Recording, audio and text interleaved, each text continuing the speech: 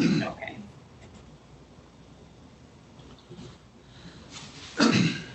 Let me get something. I had a sheet. A lot of our cases today have also got felony charges. I think that Mr. Norton's was dismissed as part of a felony plea. Okay.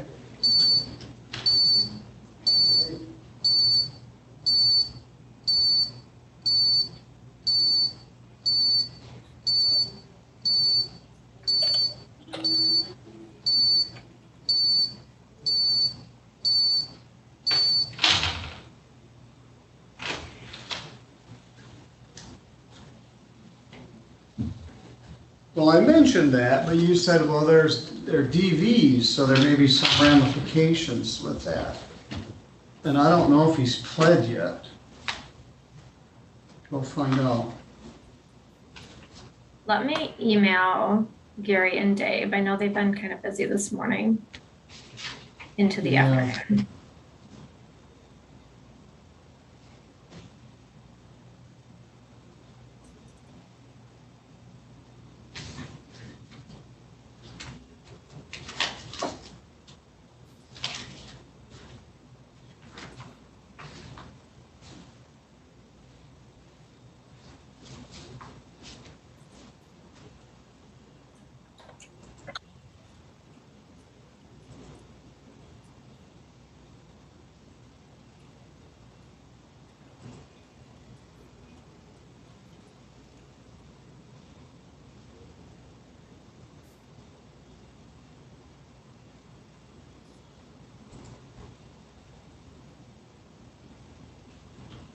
Yeah, the judicial conference is going on without me while we take care of these matters, but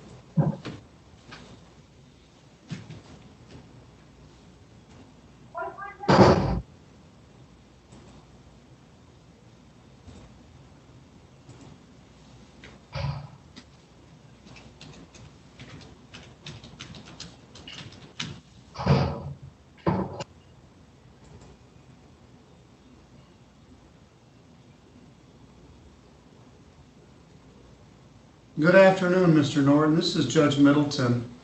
I had you brought up so we could follow up on your misdemeanor cases. I'll be with you in just a moment. I'm going to put you in the waiting room, okay?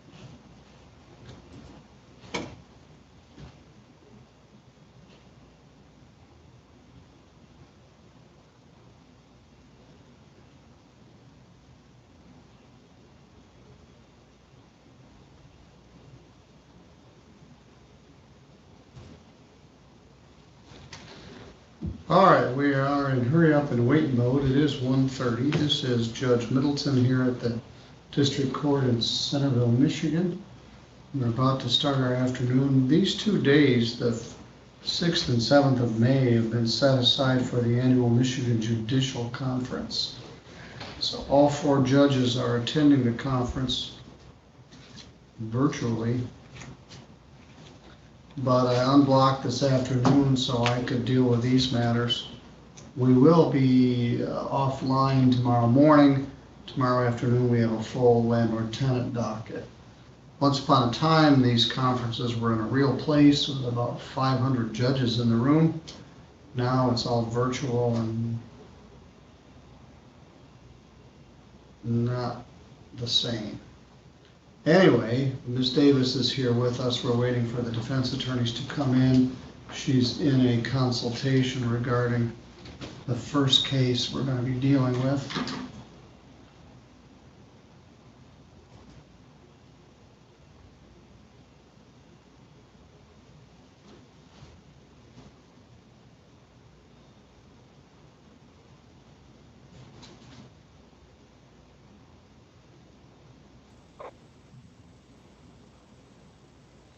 Good afternoon, Mr. Emmerich. This is Judge Middleton. Can you hear me?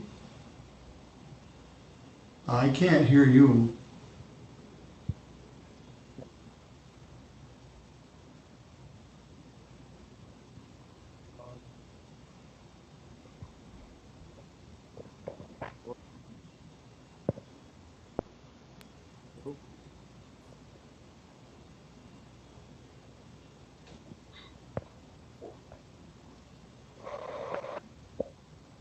I think you're getting close. Can you hear me?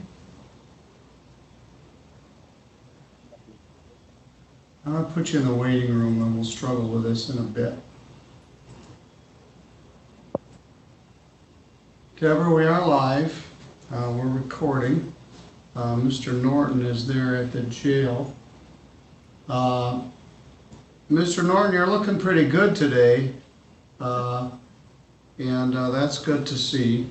Ms. Davis is here with us. Your attorney is not yet here. Deborah, what's the status of these cases? Your Honor, I spoke with Gary Gabrey, the chief assistant, and he stated that it was stated that the DV cases were going to be remaining open and set for trial, dependent on what happens with his plea in circuit court. We may do something with those. I also need to make contact with Ms. Eimer. What about the traffic case? The traffic case was dismissed in exchange for his plea in the felony case. Well, we need Luke. Do you know what his status is? It was not my turn to babysit him, but I do not know. Whose turn was it? Whose turn was it? Was it mine? I can text him, but I'll send him an invite. what time was his set for? 1:30. Oh. I left my very boring conference to come to this. Unless he's in another court, but probably most of the judges are. Well, Judge Patterson, I think, had, I don't know what he had.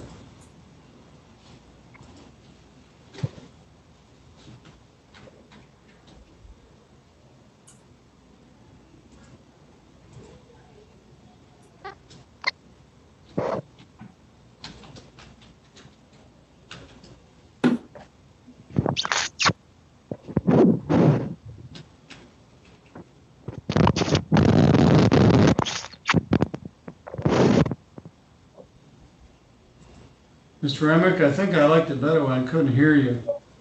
Can you hear me now? I still can't hear you.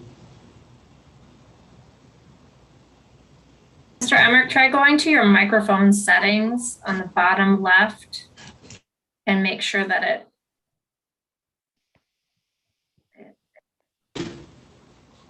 maybe.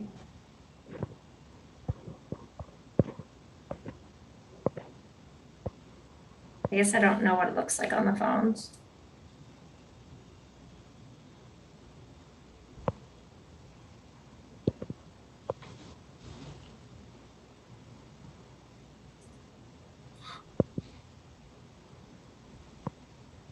certainly is hard to get all of our stars aligned every day. Get all the attorneys here when and where they're supposed to be. Get the sound turned on. Get the jail aligned. Mr. Norton's there standing tall waiting for his term, who can't do anything without his lawyer. And Mr. Emmerich is here, who can't hear him. Now I can't see him. I got Jordan's email. She'd been busy, so we'll talk to her in a bit.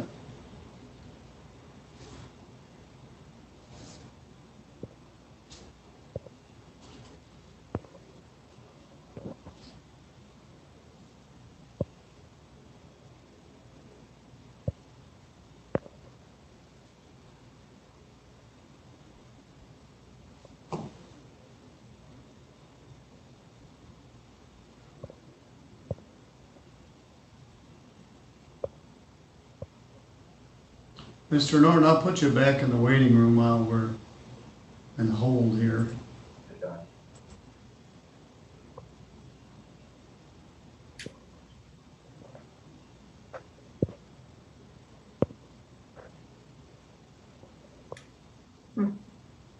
Luke hasn't responded to my text.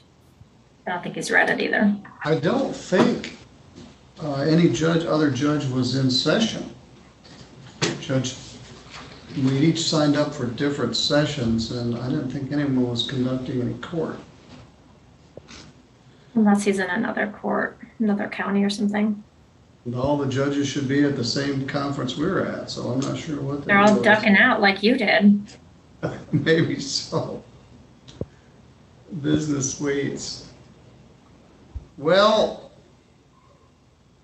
I did have a note on here that the Nathan Fulks case has been dismissed. Is that true? That's set for 345, file 202152. Somebody put a note on here and said Nolly. Although I that might have been one with a felony plea too. So well, Gary has a felony, Fulks has a felony, Street has a felony, and Norton has felonies. Mr. Emmerich, we're still struggling for his sound. Preston, wave your hand if you can hear us. Okay. On your sound, go to join using internet audio.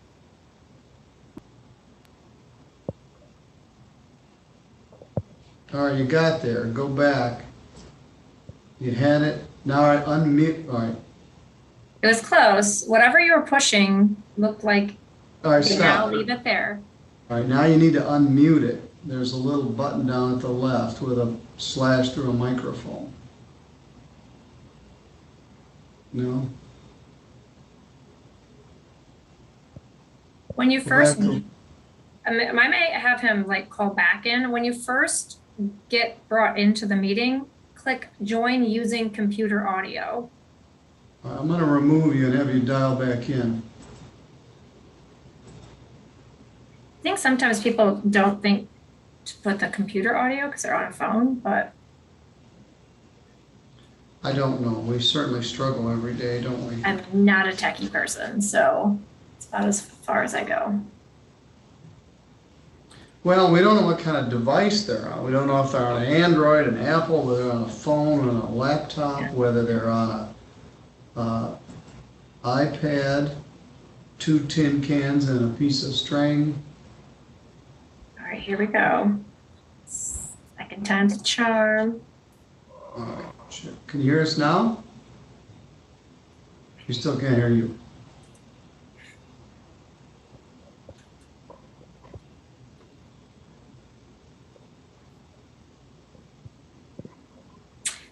You might have to go to your settings and give permission to Zoom to use your microphone. He got it when he got it, so it showed it was mute. He was connected. We just need to unmute it. You've done a setting which got us where we needed to be, except you were muted.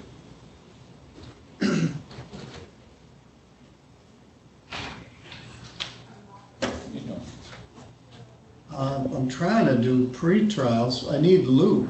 Oh, I forgot you. Forgot you had pre-trials. This is just horrible. Is this like the worst?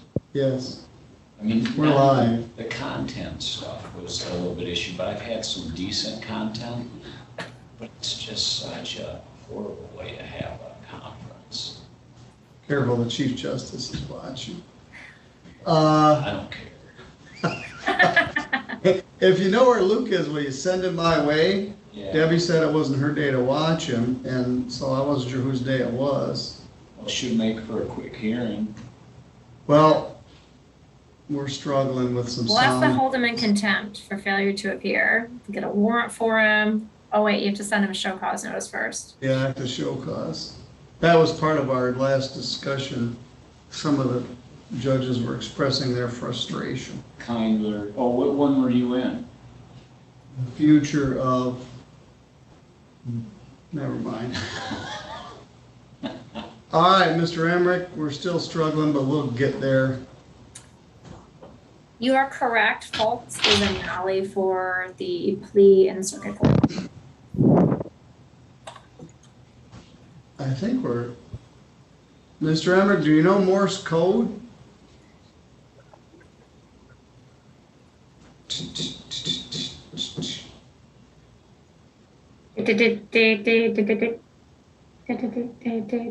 Isn't that SOS? Something like that. You're dating yourself. There's a song called Western Union about 1967. Well, I Starts- wasn't alive in 67, so hopefully I'm not dating myself that far back. Either that or I have the fountain of youth and I figured it out. Starts with a Goats and emu. Mr. Emmerich, we know you're there. We'd really like to hear what you have to say. And you're just gonna have to work on your, here's Luke of Knopfsinger.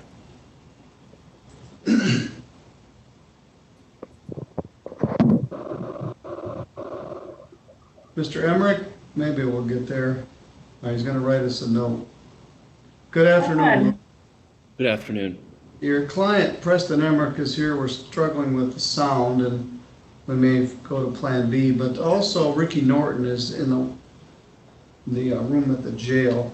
He's been quite patient, quite cooperative. Good afternoon again, Mr. Norton. Let me tell both of you, we are live on YouTube. We're on the Zoom platform and we are recording this.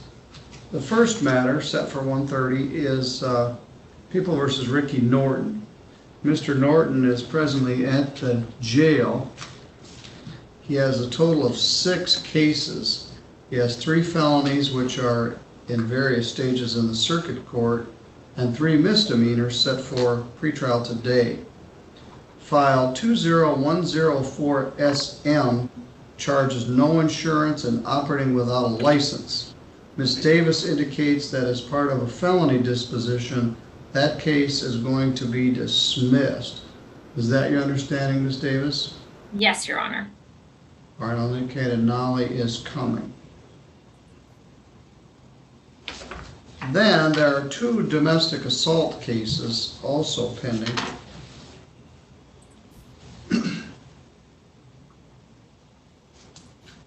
File 202332 and 202692, both allege domestic violence, 2 counts, and the one has an assault battery count. I did get a call earlier this week from Judge Stutzman. He was interested in getting another case bound over as soon as possible, getting Luke appointed on it, so Luke had all the cases and trying to work out some global settlement. And I thought these cases were part of that global settlement offer, but all the stars weren't yet aligned in the circuit court. So Deborah, what's the position here? Brian, we would just ask to have these set for a jury trial. There's a potential that we may do something different with the cases depending on what happens with the circuit court sentencing. But at this point, because of the nature of the case and the need to speak with the victim before we make any decisions about that, we would just simply ask to have it set for jury trial sometime down the road. Luke, do you have a sentencing date yet? No, so the complication is that one of the global plea deal in the circuit court includes a case that's still in district court. And I think that was the impetus for the call from Judge Stutzman to Your Honor. So that case will be waived over. There will be a plea entered. That's the hang up, but we do have a plea agreement at this point. So that's why one has not yet to be entered. But Is that case set for PEC at some point? I think I just got. Well, he was gonna waive it as soon as we got it all bound over. I don't And we think got he- it all put together. Yeah, he hadn't been arraigned as of Monday. Yeah, so I think he was arraigned Monday or Tuesday. I'm not sure what the status that is, but there was some desire to get the case bound over as soon as possible so they could address it. So do you want me to put it in a jury trial pile or set another pretrial? I don't think there's a need for another pretrial. I think just set it in the jury trial All docket. right, well, let's go through the first case, 22332 SM. Who are the witnesses in that case? 2232, we have Aspen Eimer. And then deputies Kevin Brooks and Dan Herman.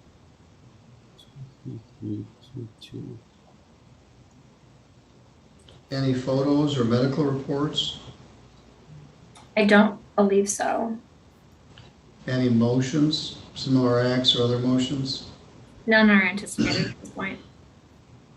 even though it's a second offense? I suspect this is gonna get resolved. All right. I think so too, but. All right, let's talk about the other, Luke, do you have any witnesses in that case? All the same, Your Honor. All right. The other case, 202692, who do you have as witnesses in that case? Aspen Eimer.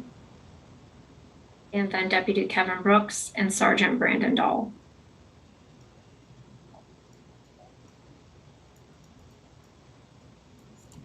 All the same.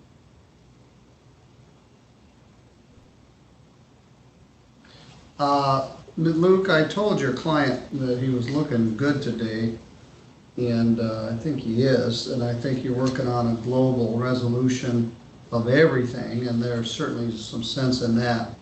Mr. Norton, theoretically, we're going to set these on the jury docket, which would be set at some time in the future when we're able to do jury cases again. In the meantime, your lawyer and the prosecutor are working on resolving everything. So for the time being, we'll set both of these for jury with the hope that they're resolved. That new case, 212375FH, I think it's a fleeing and looting.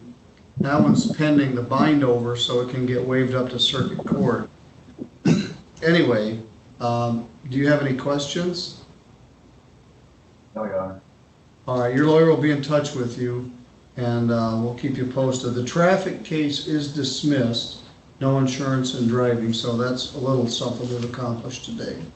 All right, sir, you're good to go. Thank you, Your Honor. All right, for now, I'm going to put the waiting room in the waiting room. Mr. Emmerich's got a pad. Let me try something here. Mr. Emmerich, does your phone number that ends in 9015, is that still current? I do have an updated address from Mr. Emmerich, and I can email the court. Well, I'm interested in his phone because I'm just going to call him. Oh, yeah. Are you on the phone now? Hang up.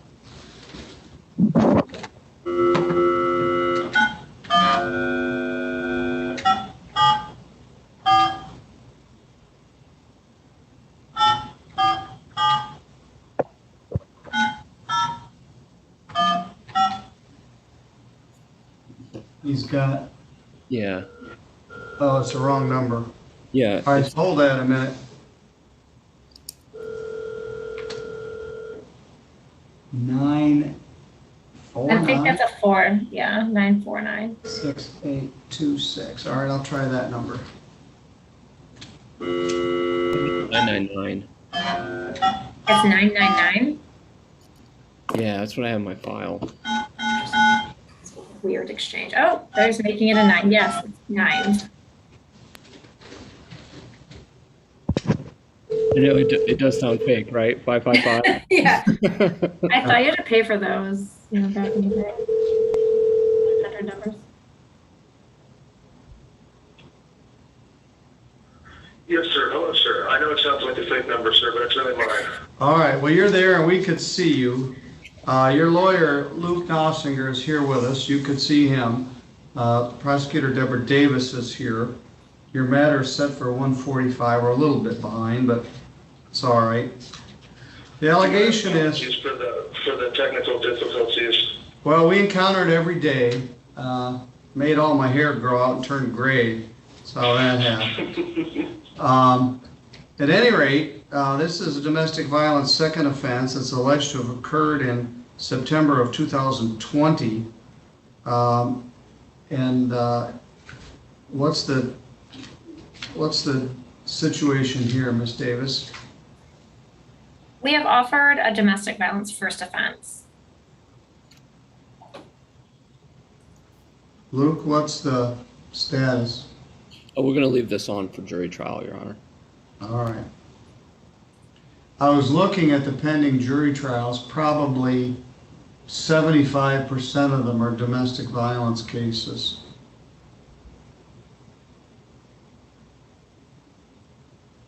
Who do you have for witnesses, Deborah? Your Honor, we have Tiana Boyd, How do you spell that?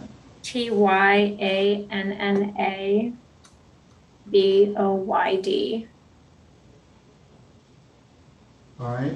Officer Eric Klein. And Jill Heckman, HECKMAN. Any photos or medical reports or 911? There are photos that have been provided to the defense. Any motions? There may be a motion for prior bad acts since it's a second. Luke, who do you have for witnesses? All those, I would add Lucas Emmerich and Mason Emmerich and Rebecca Boyd.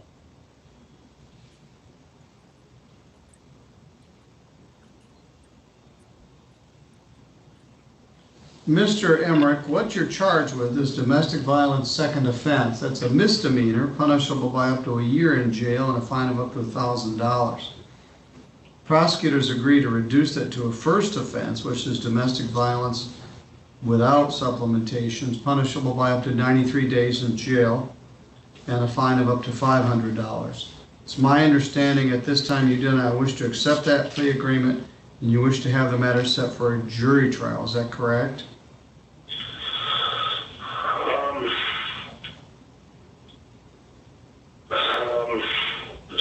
Sir, at this time, I would rather just take the plea agreement. All right. Do you want to talk to him, Luke, or do you want me to just try to proceed at this point? Well, no. If you do plead today, Mr. Emmerich, I'm not going to sentence you today. I'm going to get more information. But right now, this involves your family. There are probably no contact provisions in here. And if we're to set this for a jury trial, it isn't going to be for quite some time. Where if you do enter a plea, the matter would be resolved today. And it's normally my practice that at sentencing, if the victim consents, I lift the no contact provisions. Luke, are you comfortable going forward, or do you want to talk to your client separately? I mean, I respect his decision. All right. Well, let me ask you a few things, Mr. Emmerich. Did anyone promise you anything to get you to plead to this charge, other than this plea agreement? No. Did anyone threaten you to try to get you to plead to this?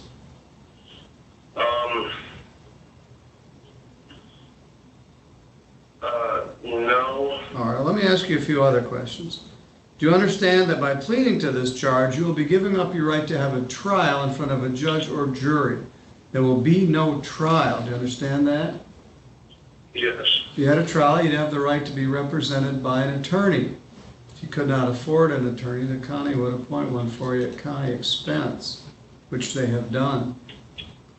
You could also hire an attorney of your own choosing if you wished. If you had a trial, you'd have a right to have any of the witnesses for or against you subpoenaed to come to court so they could be questioned under oath. And you would have the right to take the witness stand yourself and testify on your own behalf. But you don't have to testify, and if you did not wish to testify, the judge or jury could not hold your silence against you. And you have the right to be presumed innocent if and until the state was able to prove your guilt beyond a reasonable doubt. Give me just a minute here and pull this complaint up.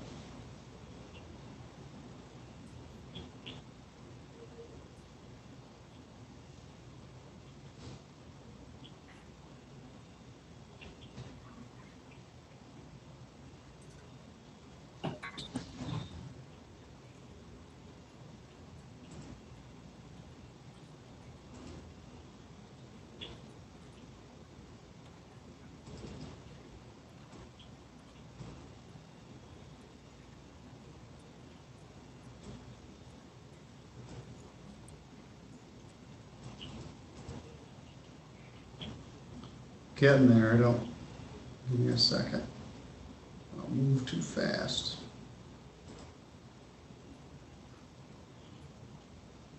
All right, the complaint alleges that this occurred in the village of Mendon on or about 9/9. You were living at that time at Clinton Street, and the complainant, as Ms. Davis indicated, is Tiana Boyd. Were you living with Tiana Boyd at that time? No, that address is still where I live. It's my dad's house here in Mendon. And who's Tiana Boyd? My girlfriend. All right. Did you and she get into an argument that day? Yes, sir. Tell me what happened. So it just, so she had been, and I'm kind of an old school person, so I don't really exactly understand exactly what it was, but she was talking to someone else, another guy, about something on the internet, and so we started to have a verbal argument. We had been on a walk, and we were headed back after I had found out that. Well, that happens quite often. A telephone, pictures on the phone, that sort of thing leads to discord. Well, did you get into a physical confrontation? Not as such, in my honest recollection of it. I mean, my statement is still, the statement that I'm making. I mean, Well, she says that you punched her in the left arm. Did you punch her or push her in the arm? We were in the car at this point. She was already headed back to her house. She had grabbed my arm, which was on the steering wheel, my right arm with her left arm, and I just flipped it away. I don't know. I just moved my arm, my right arm. Did you touch her? Yes. All right. Luke, are you willing to accept that as a factual basis? Yeah. Deborah? I think it's sufficient. The probation department can take a look at the report. There's a third-party witness from a neighbor that kind of describes a little more than just arguing over the cell phone. Okay. I'm going to set this for sentence. We'll get some input from Ms. Boyd. Okay. I want to see the police report.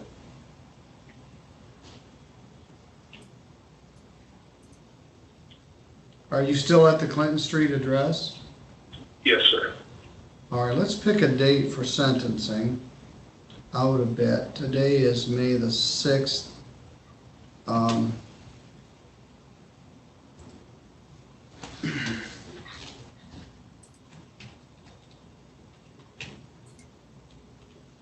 Let's look at May 24th. How about May 24th? Does that work for you, Luke? Yes, it does, Your Honor. Does that work for you, Mr. Emmerich? It'd be 11 o'clock in the morning. 11 o'clock, yes, sir. All right, I'd like to hear more about it. I'd like to hear from Ms. Boyd, hear more of your side of the story, and then we can address the no contact. Are Lucas and Mason Emmerich your children? No, those are my brothers. Brothers, okay. All right. And, sir, for what it's worth, they didn't witness anything on that day. All right. Well, they don't need to be here, just you need to be here. We'll be virtual again. Now, if we can't get it to work, I guess if push comes to shove, we could use the phone, although I don't like it. So maybe you could come in here to the courthouse, we could do it from the conference room. But at this point, I'm satisfied that it was you that I saw on the video. We've got a telephone connection, which has got us what we needed to do. So your matter is not going to be a jury trial. It was a plea. And it'll set for sentence on May 24th at 11 a.m. That's a Monday morning. Okay. Do you have any questions? Not at this time, sir. All right, you stay in contact with your lawyer, Mr. Dossinger, and I'll see you on May 24th. Okay, yes, sir. All right, thank you very much. All right, goodbye. All right, now, I'm gonna release the arraignment room. I don't think we have anybody else. I'm gonna release Mr. Emmerich. Once I hung up, his phone came back. I'm gonna release the arraignment room. Luke, I think that completes our business, doesn't it? I think it does, yeah. Ricky Norton All provided right. the majority of it, so I apologize All for right. being related. Well, we got done what we needed to get done. Thank you. We're gonna deal with that Tim George guy here. Let's bring him in. We'll see you later. Hi, Luke.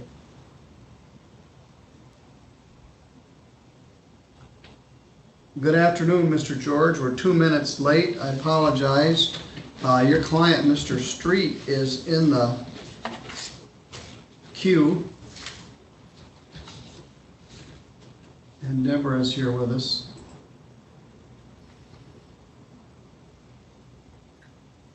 Tim, what's the status of the felony cases? I just spoke with Gary today, and he gave me an offer that would resolve all of the cases. So one of them includes a new case in district court that's set for PEC on the 18th. So I scheduled the time for Kyburn to come into my office to go through everything and get it taken care of in circuit court. Well, Do you just let's wanna- talk about- Well, let's bring Mr. Street in on the discussion here. Good afternoon, Mr. Street. This is Judge Middleton. Can you hear me? Yes. Your lawyer, Mr. George, is here, and Deborah Davis is also present. You've got this misdemeanor charge pending here in our court, and you have two felonies which are bound over to circuit court, 2123635 and 21636. I missed it. There's another case pending here in district court. Yes, Your Honor. There's another case that is set for a PEC on the 18th of this month that I What's the represent. file number there?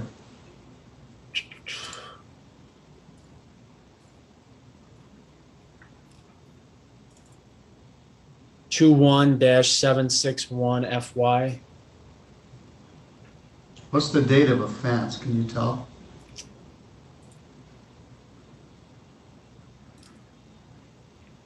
The complaint indicates April 5th of 2021. All right, Mr. Street, you now have a total of 5 cases open on the same sort of thing. Your lawyer's been talking to the chief assistant, Mr. Gary Gabry, trying to work out something to resolve all the cases together. And he wants to discuss that with you. Mr. George, what do you propose we do here? Set this out a couple weeks? I think that makes sense, Your Honor. I don't think there's any sense to add to your jury trial heap. Kyburn's scheduled to come in next Wednesday, and I think we'll have a pretty clear path on our way forward from there. How about if we continue it to May 27th at 1:45? Let me just double check.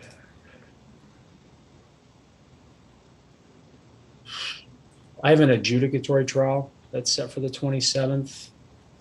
Could we do it later in the day? We could do it earlier in the day if you're open to that. Well, I have a 1:30 and that's all. So you think it might take all afternoon? It's scheduled starting at 1 o'clock. Well, that takes us out to June 3rd. It looks like I'm already in front of Your Honor on other last pretrial, so that should work. What time are you set for? They have it on my calendar yet here. 1:15. All right, let's put this, that might be in front of Judge Pattison. I can double check.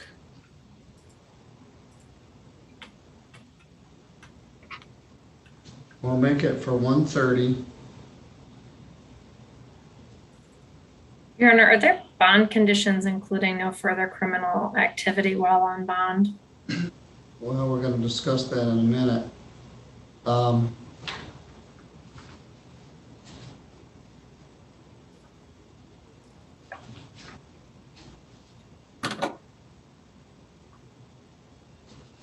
This offense allegedly occurred in August of 2020. The felonies allegedly occurred in December of 2020, and I was very distressed to learn there was a new charge that allegedly occurred April 5th, and that's not good. They apparently gave you a postable bond on that case, but if there's another charge, I'm going to address it with a very high bond here.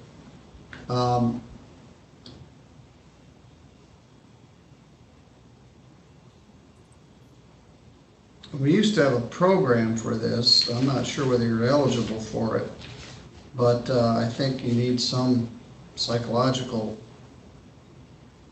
component to whatever sentence there is.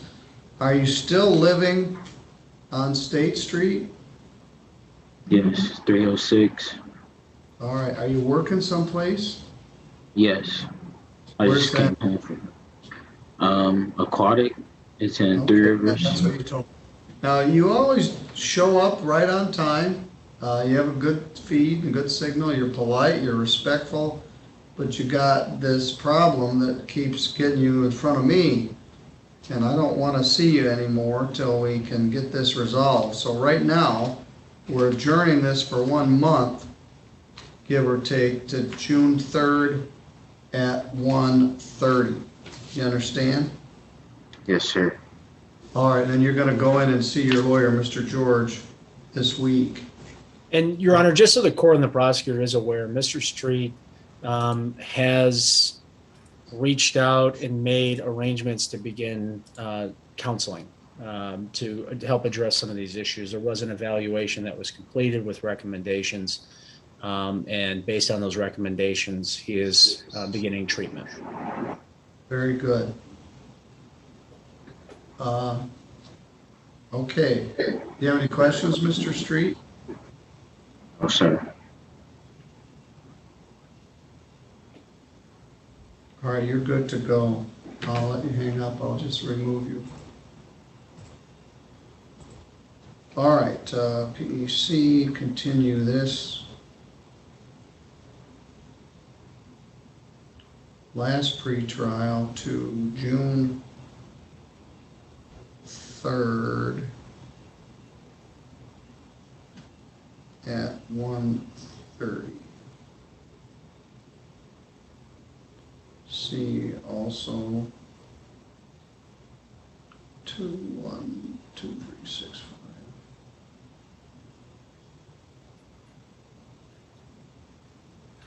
All right, Tim, is that the only one you had today? I have another one that's scheduled for 3:45. Oh, yeah. Mr. Folks, I understand, is nolliprost. Yes, he entered a plea in a felony case, and that was dismissed per that plea. Then we have Mr. Gary. He has that felony case regarding that illegal entry / home invasion case. So that's the one we have at 3:30. Yes. All right, I'll see you then. All right, thank you, Your Honor. See you in a little bit. Okay. Now, Jordan just sent me an email I saw flash across my screen.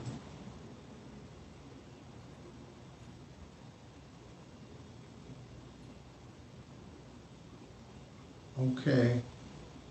She set for 2:30. Mr. Gibson has Mr. Culbertson. He's set for 2:15.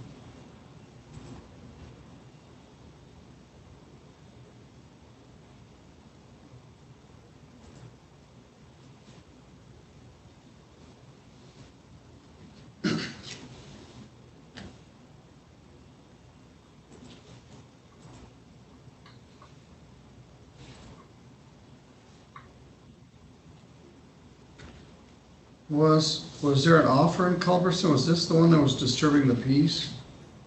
This one, if he pleads in the assault and battery to disturbing the peace, we dismiss the DWLS. That's a pretty good offer.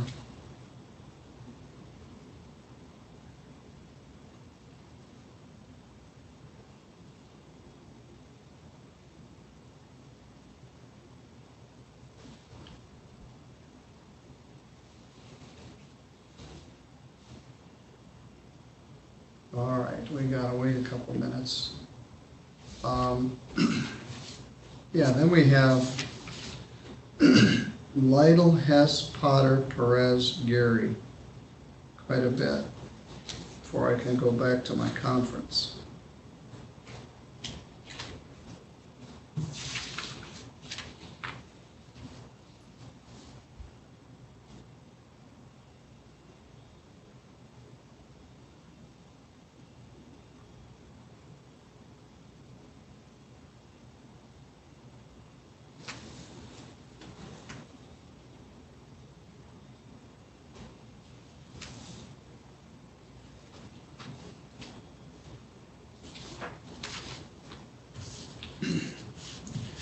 I don't know if that Nolly, in fact, the file was gone, so the Nolly may have already come down for. It looks like the note was from 5/4, so Rachel probably got it done already. It was done. You know, I have not met Rachel. Really? Really? COVID. So unfair. Once this is all done, we can have one of our potlucks. Well, tomorrow they're having that little thing on the courthouse lawn. I guess people could stand They're around doing out. something What? out there today. There's something going on out there today. Like singing. Oh, they were gonna have, maybe it was today, I think it's Centerville band. 2 days.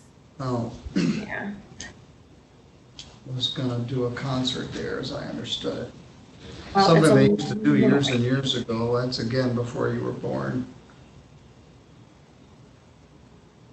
Are you gonna go sing at it?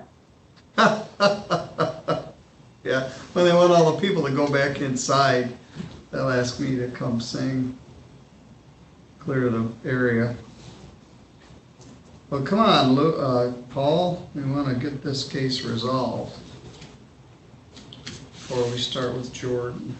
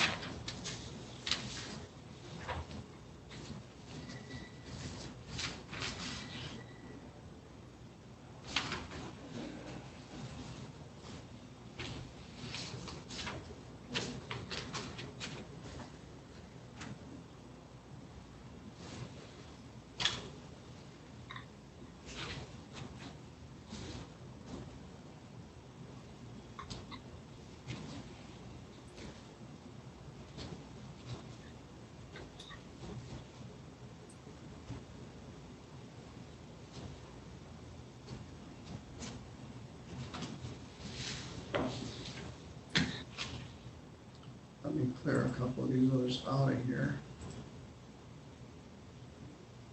I was pleased we're able to resolve that Emmerich case. I would be interested in seeing the police report, see what's going on there. I have an opportunity to take a closer look at it.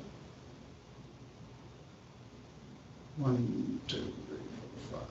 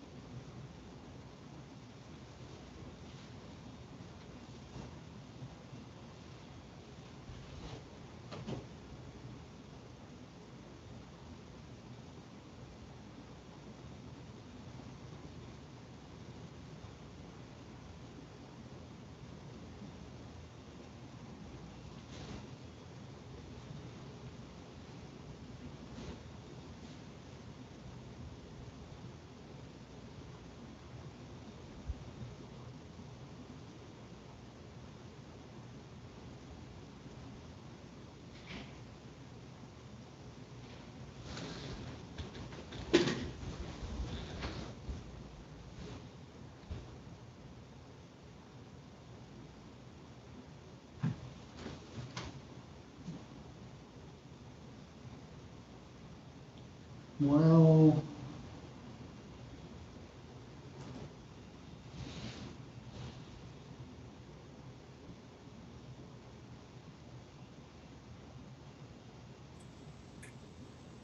Oh, my P number changed. That's kind of weird. that way it's easy to remember it. Right. For all those grievances. Just waiting for them.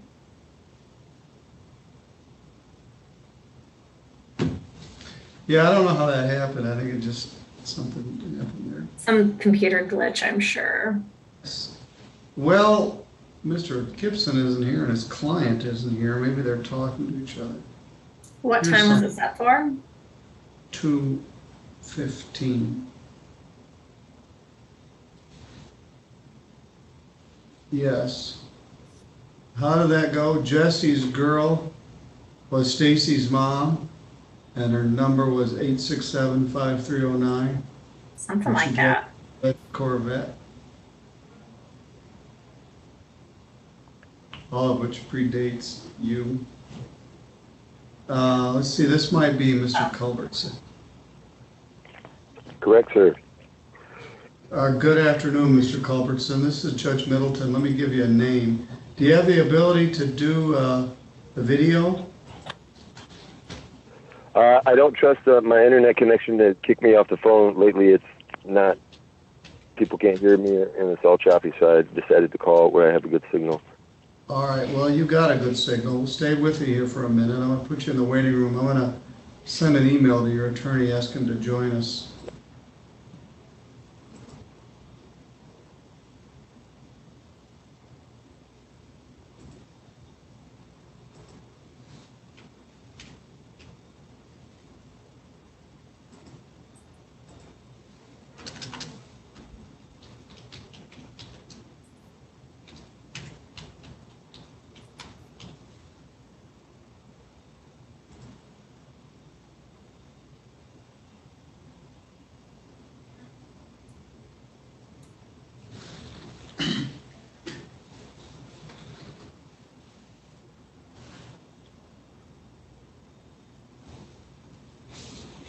I'd like to get this done before Jordan comes in at 2:30, because then we're going to be one right after another and some difficult ones.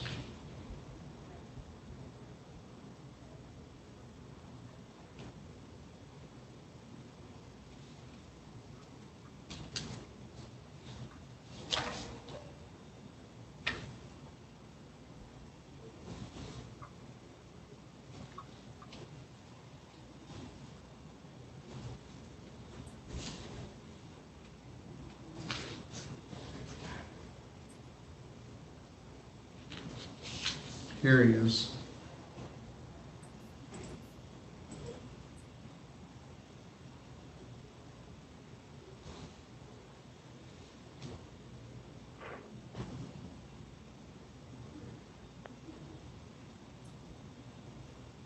Good afternoon, Mr. Gibson. Your client, Mr. Culbertson, is here with us. I can't hear your mic.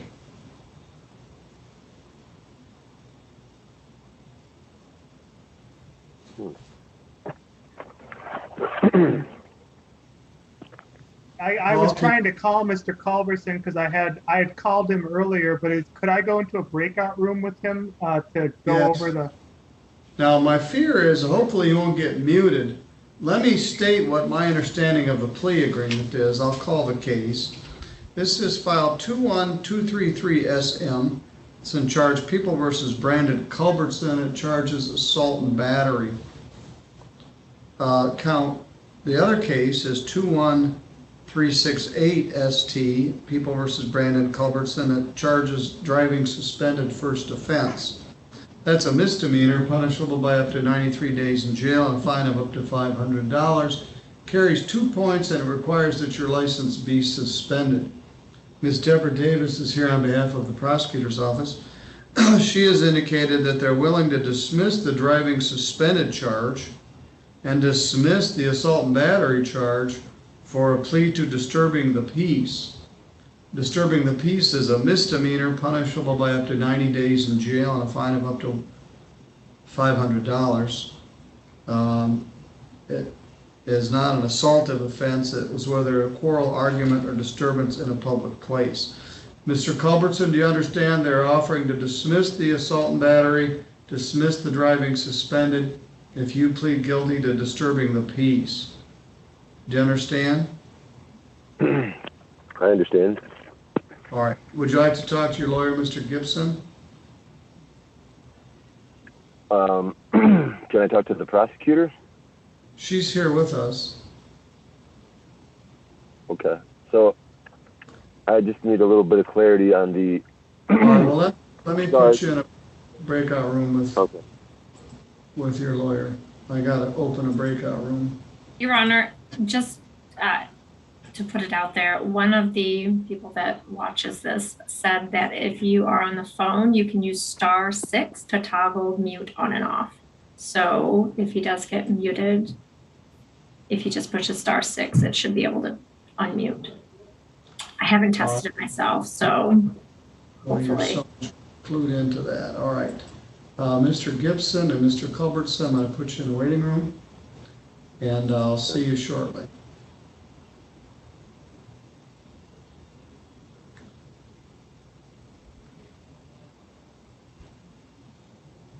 Let's bring in Jordan.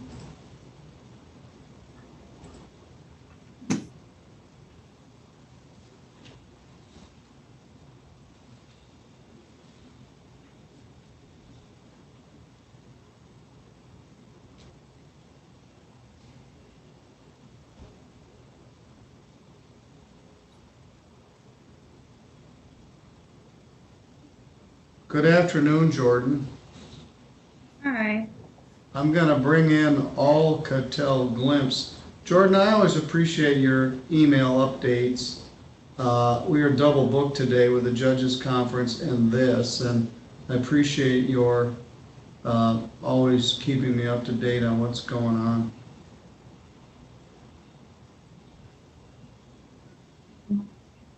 Bathroom. Good afternoon, sir. Are you James Lytle?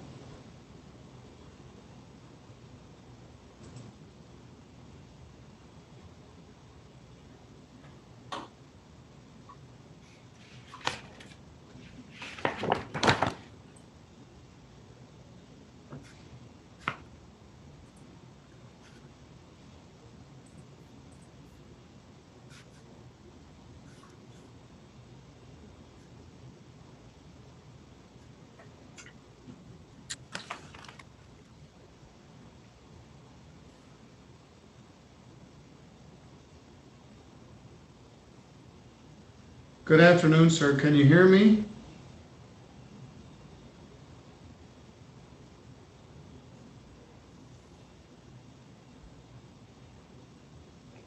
We're getting close. You need to unmute your mic.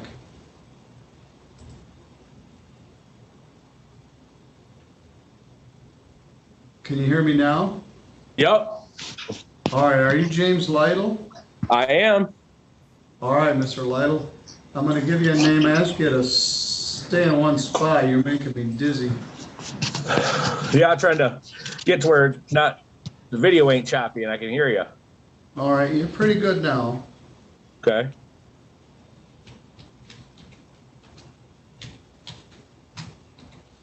All right, very good. This is Judge Middleton. I'm here at the court in Centerville. Your lawyer, Jordan Yancey, is here with us, and Assistant Prosecutor Deborah Davis.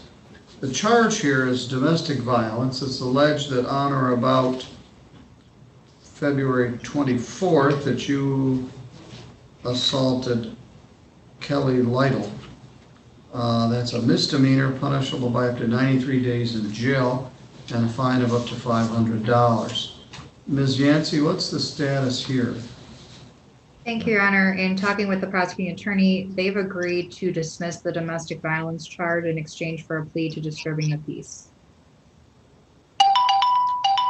And that is something my client wishes to accept today. All right. Well, we're working on another one of these as we speak. Mr. Lytle, we've met before, but let me give you some information here. Okay. Domestic violence is a misdemeanor. It's punishable by up to 93 days in jail and a fine of up to $500. It also would restrict your ability to use or possess a firearm. Prosecutor is willing to dismiss that charge for a plea to disturbing the peace, which is an old-fashioned simple misdemeanor, punishable by up to 90 days in jail and a fine of up to $500. Normal fine for that is $100 plus costs and attorney fees. Do you understand the plea agreement? I do. Is that what you wish to do? Yeah. All right. Let me tell you a few things. Do you understand that if you plead to this charge, you'll be giving up your right to have a trial in front of a judge or jury? There will be no trial. Do you understand that?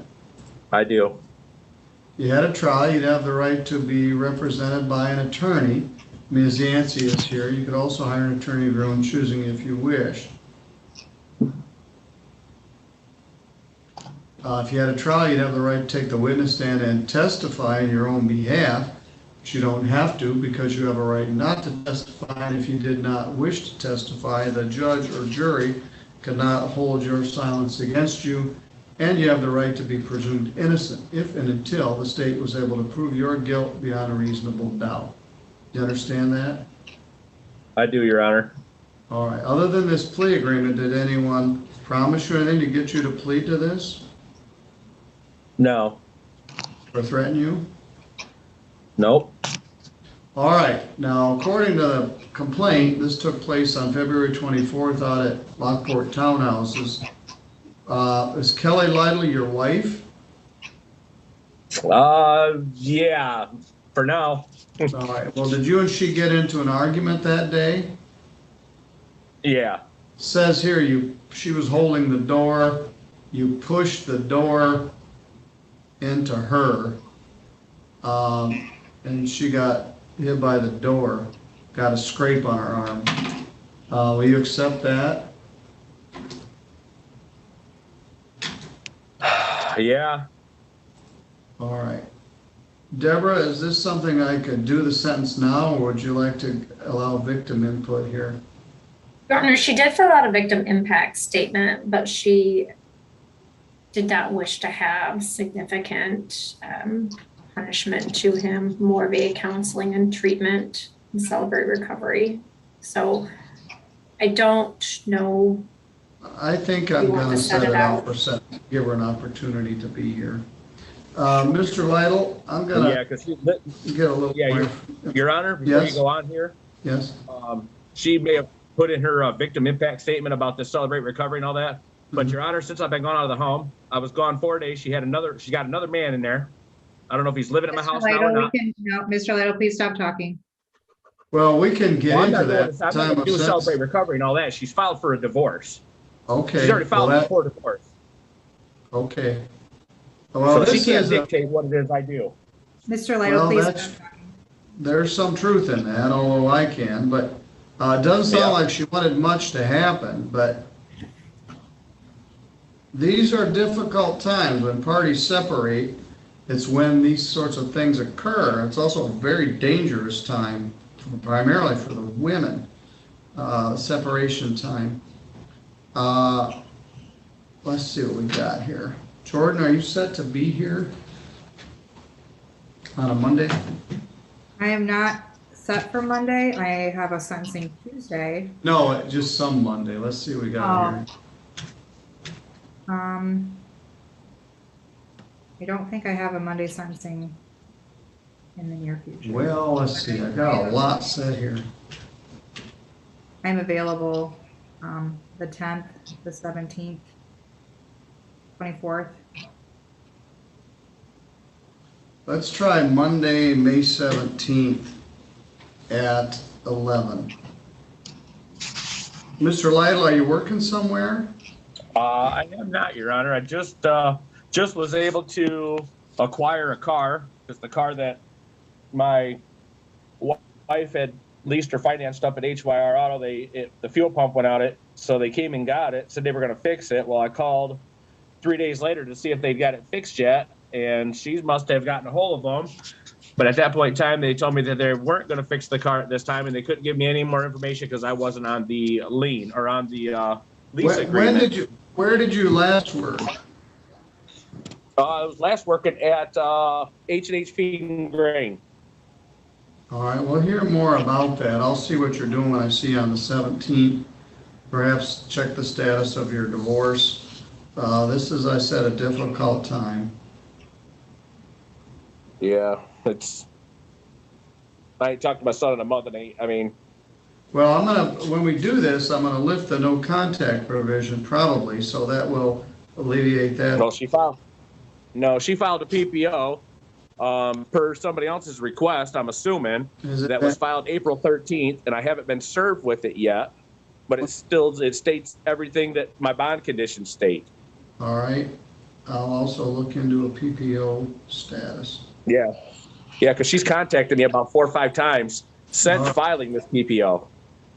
Well, if you haven't been served, it's not yet in effect, but we'll look further into that. All right, I will see you on May 17th at 11 o'clock. It will be by Zoom like this once again. Are you still on James Drive? No, I'm not at, I haven't been there, Your Honor, since the incident took place. I've been at my uncle's house. Just a minute. Jordan, will you send us his address? You're on mute. I am? No, Jordan is. Sorry, my phone keeps ringing. I'm the only person here today. That was the address that I had, so I think I need to get an updated address if we could go off Zoom. Okay.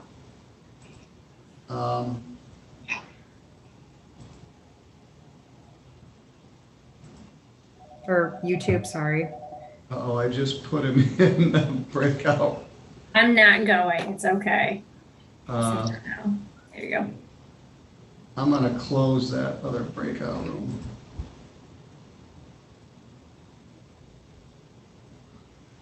Sorry, Debbie. Put you in there and say, hey, hurry up.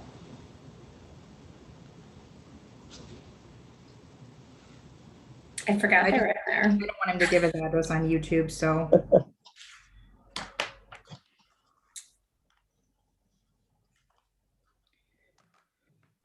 Is this your only one right now, Jordan? If you want to just go on mute and call him if we're done with this one. Well, I'll put her in there, and then we got Gabriel Hess. I understand that's going to be, and then Perez and several others.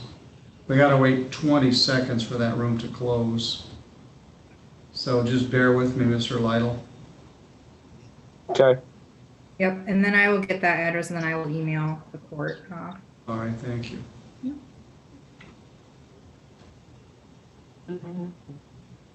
I apologize, Paul. I needed the breakout room. I only opened one. I think we were just about done, so I think we're okay. All right, thank you. All right, Mr. Lytle, I'm going to put you in a room with Ms. Yancey, have you give your current address and phone number to her, and then she'll give that to me. Okay. And then you're good to go. You can just hang up. All right. Thank you, Your Honor. Thank you. All right, Mr. Gibson and Mr. Culbertson have returned, and we were discussing the plea offer in that case. And Mr. Gibson, have you and Mr. Culbertson had an opportunity to discuss that? Yes, Your Honor. I believe that Mr. Culbertson, we've been discussing this pretty much all day back and forth about the plea offer, and I've been communicating with Casey Johnson earlier in the day, but it sounds like Mr. Culbertson is thinking that he wants to take the plea, but his concern is that he just recently, to get his driver's license back, he had to pay a lot of fines and costs. So he's worried that if there's a financial obligation, he indicates he may need a little bit of time to be able to pay that. And I guess he's concerned as to how much it might be, I guess. Well, that's the normal procedure, Mr. Culbertson. I'll give you time to pay it. The driving suspended charge would be dismissed, which is a big deal because you got your license back. And if you got this charge, you'd get resuspended. The assault and battery charge is going to be dismissed, and you would plead to disturbing the peace. Normal fine for that is $75. There's a $75 crime victims' rights fee and a $50 state minimum fee, which makes $200, and your attorney fee of $150 makes $350. So the fine is going to be $350, and I'll give you time to pay it. Is that acceptable?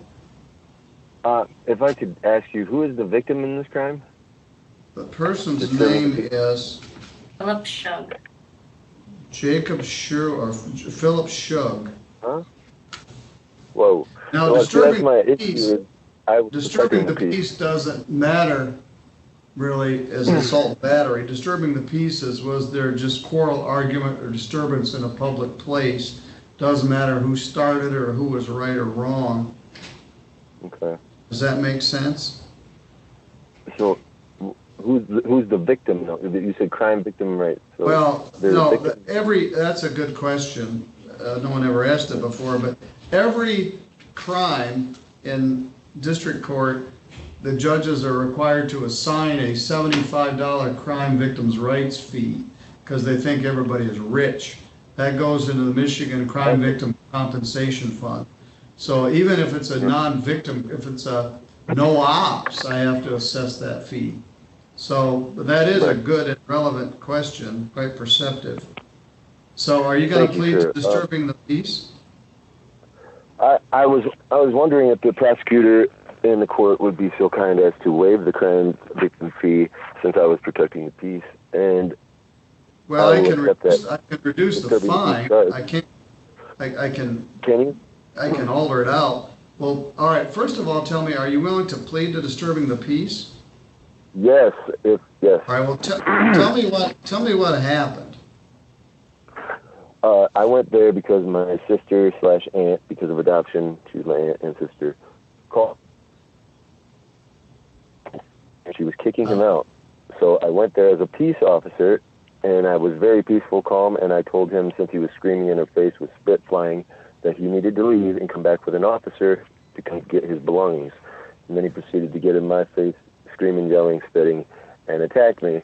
And I just took him to the ground. I held him there for a half a second until he started crying and screaming to let him up. And I let him up. He had bit his lip or something on the way down. And as soon as he got up, he called the cops and started telling him a big line of baloney. And I left with my son. That's the essence of disturbing the peace. Yeah. I'm going to do the equalization of removing that fee. I'll reduce the fine by $75. Well, thank you, sir. And this man has beat my dad twice, sent him to the hospital, beat my aunt up in the middle of the night, broke in and blacked both her eyes.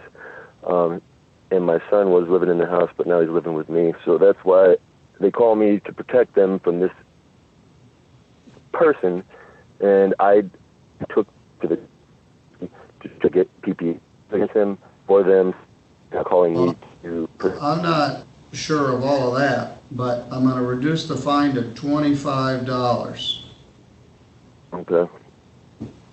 $75 crime victims' rights fee, $50 state minimum fee, and a $150 attorney fee. That adds up to $350 or $300 rather than $350. Do you want to do a payment plan or just have me set it out for a ways? Yeah, could you set it out for a few years? A few years. I can't do that. I'm not sure I'll live that long. But how about if we make it due by September 1st? Whenever Jesus comes back. Well, not time or date. So we kick in the payment plan on September 1st? No, the payment plan starts now. You got to pay it by September 1st. Yes, Deborah?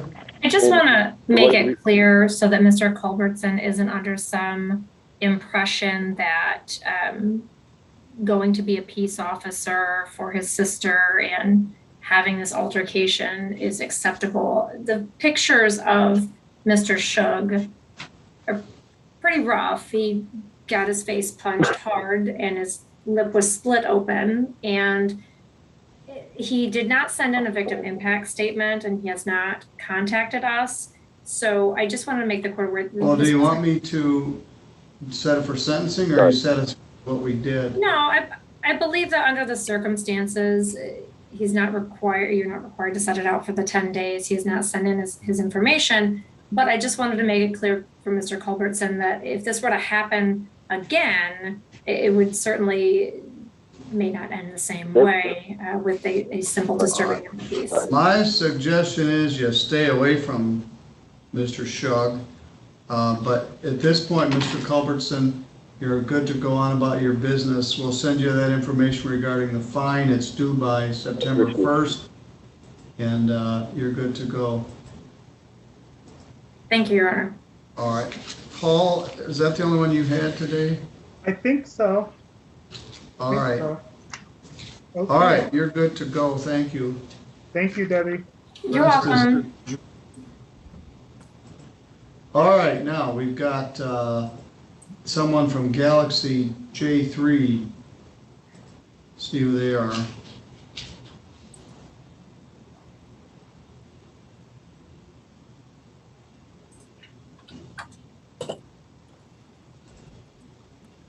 Close that breakout. Good afternoon, sir. What's your name? You're on mute. Gabriel Hess. Good afternoon. You're fine. Let me give you a name. Good afternoon, Your Honor.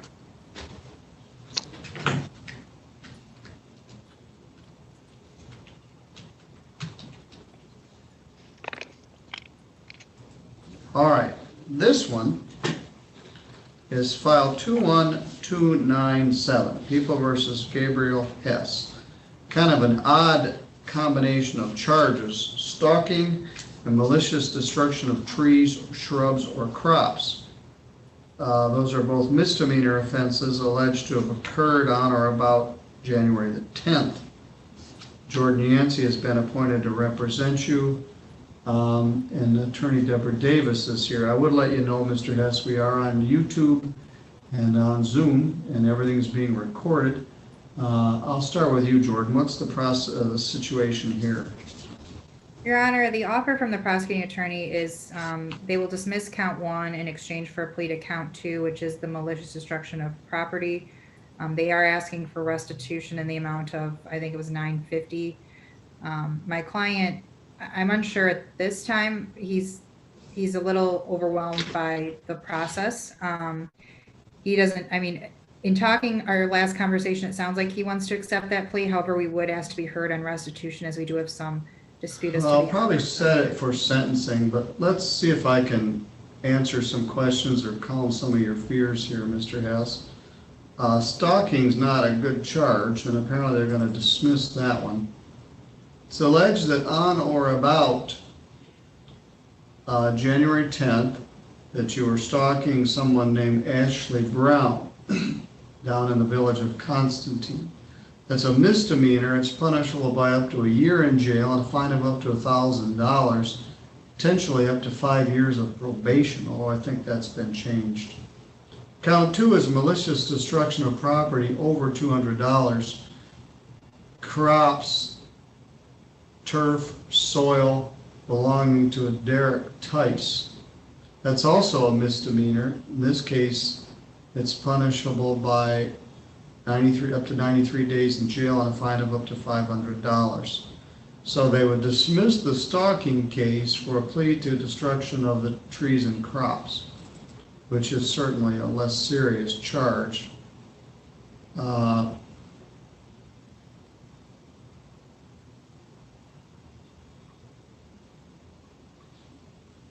Anyway, and then I would probably get some more information regarding the restitution and what I do with it before I do the sentence, so I probably would not sentence you today. Do you understand the plea offer? Yes, sir. As of talking with Casey Johnson, as at my last hearing, from what I understand, I'm pleading down to the malicious destruction of property, but he also noted that it would just we were going to advise for the fines and costs only, and no jail time and probation. All right. Well, I don't know about that. I'm not in on that deal. Was there a no jail recommendation, Deborah? It's not in my notes from Casey. Let me look in centralized notes and see. Anyway, that's up to the judge. I'm a little reluctant to do that, but normally I don't do jail on this kind of a destruction of crops, but there's nothing about a no jail recommendation in the notes. We would leave that to the court's discretion, as that's their rule in this. That's not part of the deal here. All right, Mr. Hess, let me go through this. You seem like quite a rational guy. I just want to make sure you understand what you're doing here. Did anyone threaten you to get you to plead to this charge? No, sir. Or promise you anything other than that bigger charge of stalking would be dismissed? As of talking with Casey Johnson, yes. Yeah, but that's not part of this plea offer here. Do you understand? I don't know whether jail's appropriate or not. I guess if we get to that point, we could discuss withdrawing your plea. Let me ask you this. The stalking is a little on the date noted. All right. Do you understand that if you do enter this plea, you will be giving up your right to have a trial in front of a judge or a jury? There would be no trial. Do you understand that? Yes. If you had a trial, you'd have the right to be represented by an attorney. Ms. Yancey has been appointed to represent you. You could also hire an attorney of your own choosing if you wished. If you had a trial, you'd have the right to have any of the witnesses for or against you subpoenaed to come to court so they could be questioned under oath. You would have the right to take the witness stand yourself and testify, but you don't have to because you have a right not to testify, and if you did not wish to testify, the judge or jury cannot hold your silence against you, and you have the right to be presumed innocent if and until the state was able to prove your guilt beyond a reasonable doubt. Do you understand all that? Yes, sir. All right, let me see what I can find out here from the affidavit. I'm just trying to get this whole event behind me, this traumatic event. And all right, well, that's sometimes the wise thing to do. I tell people sometimes when you do a dumb thing, the best thing perhaps to do is accept responsibility and get on with it. All right, so at some point, were you in a relationship with Ashley Brown? Yes, if you want to call it that. All right, and did you go down to her house in Constantine? On 110? Yeah. On the date noted? Yes, sir. It wasn't a stalking type situation. All right. What did you do? Or premeditated. Damage crops or turf or? I just peeled. We had talked. She came outside. I talked to her for about 15 minutes. We had a conversation. It didn't end out real good, so I ended up just peeling out of her drive, and then I came back one other time, and then I went home. I came back one other time and peeled out through it in her yard, and then I went home. in the yard, so that would do, where do we get $950 for peeling out in the yard? There was This a is it. request for reimbursement for the one victim having to miss work on the day in question Oh. and some security cameras that were purchased. All right, I don't think that's gonna cut it, but we'll find out. Set for sentence regarding question of restitution.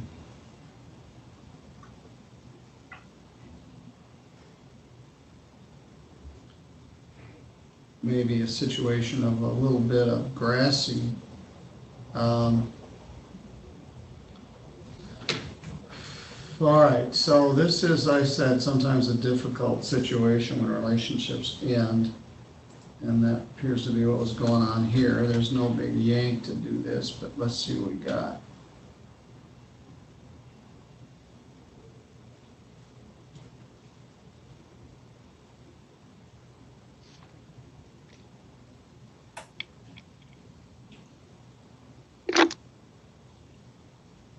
How about Monday, June 7th at 11? Does that work for you, Jordan?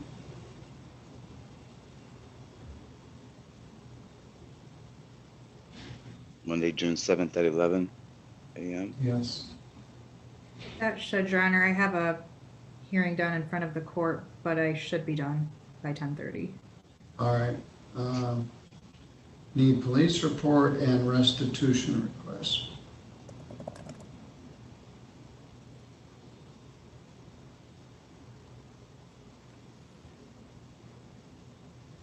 All right, Mr. Hess, this matter's almost done.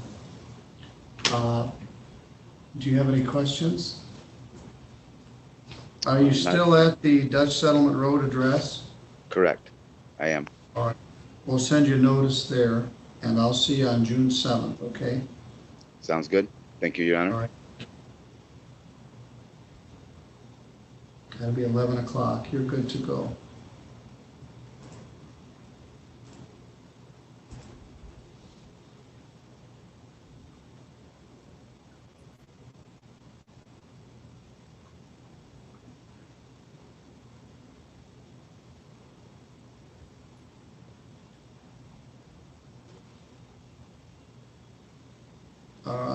Okay.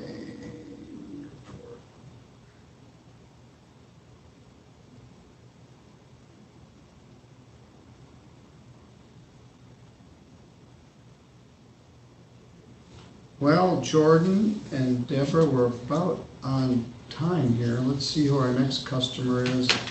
They are from Galaxy A21.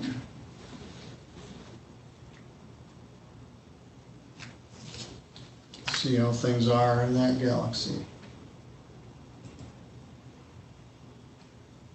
I believe my 3 o'clock is with Attorney Barnes, too.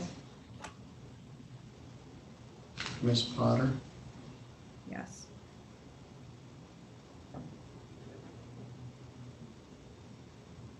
I'm gonna close that breakout room.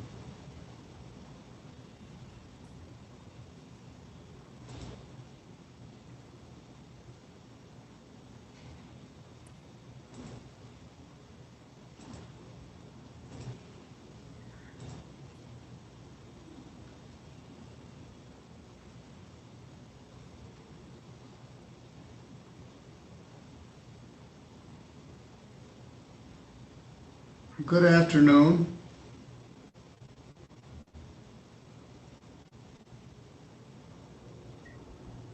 Are you Mildred Potter? Yes, sir. All right. Miss Potter, I'm going to give you a name here. Your lawyer, Jordan Yancey, is here with us. We're waiting for Mr. Barnes, the Three River City attorney.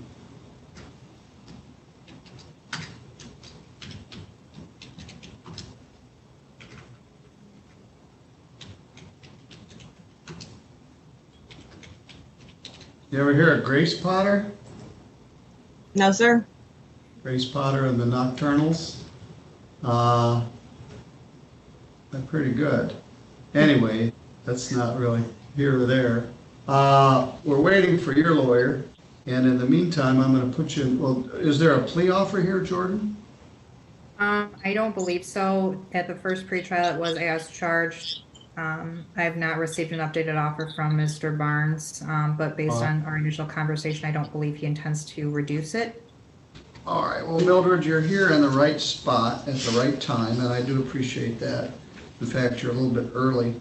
I'm going to put you in the waiting room while we see if we can line up Mr. Barnes, okay? Don't go away. Okay. Mildred Potter and the Nocturnals. Let's see what we can find out about this.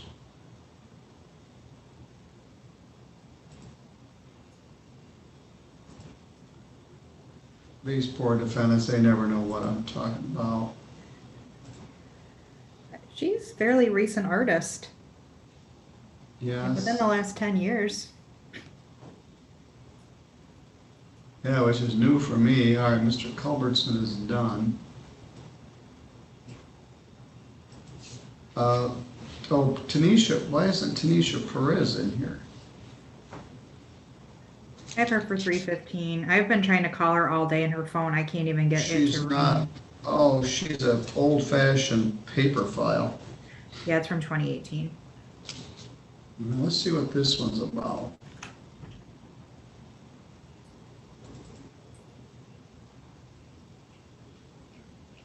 Well, the ticket says nothing. On Miss Potter, Yeah. Mr. Barnes did fax me a report All right. back in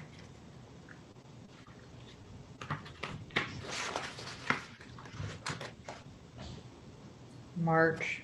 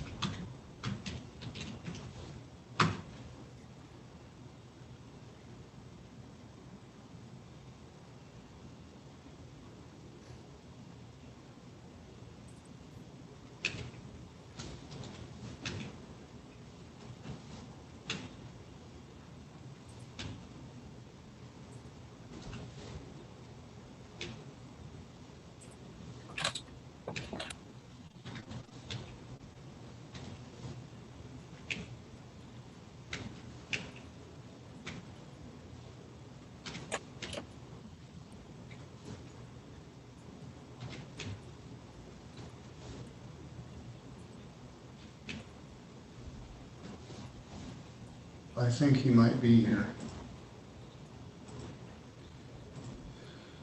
John Barnes. And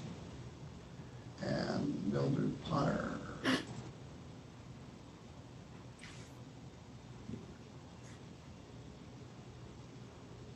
Good afternoon, Mr. Barnes. Good afternoon. I'm here with Deborah Davis. She's waiting for the next case, but Jordan Yancey is here. She's on your case. And Mildred Potter is here as well. She logged in a timely manner.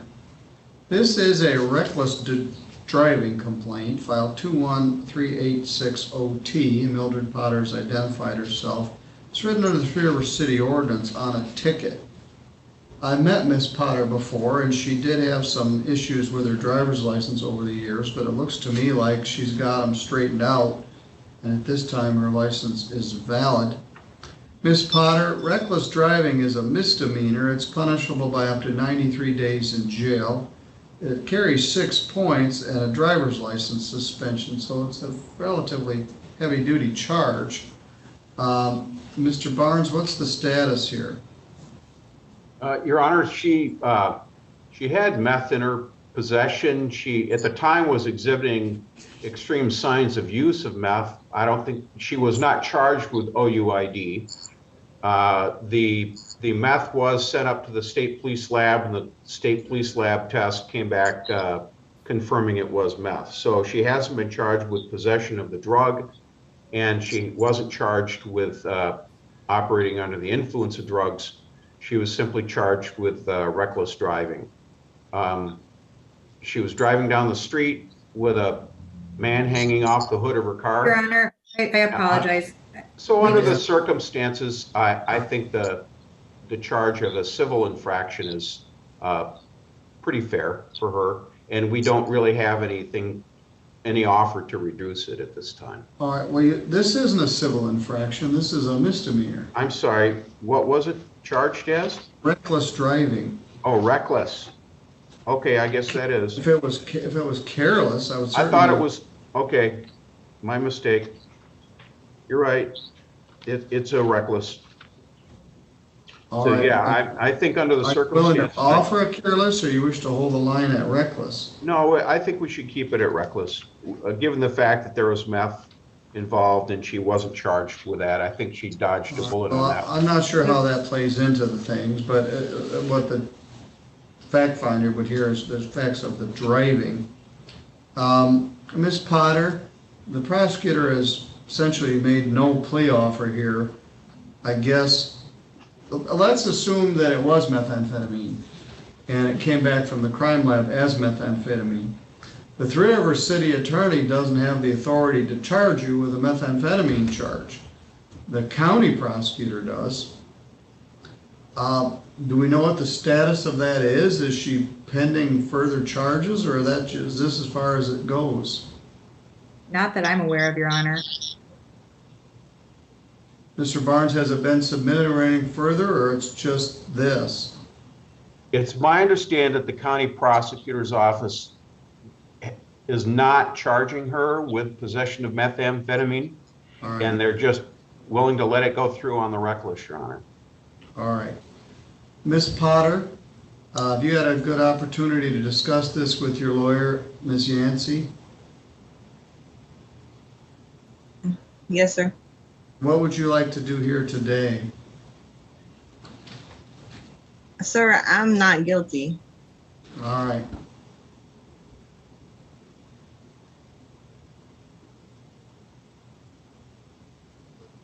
John, who are your witnesses? From Three Rivers Police Department, Steve Dibble, Michael Candolph, and Sam Smallcombe. I think there was a 911 tape also.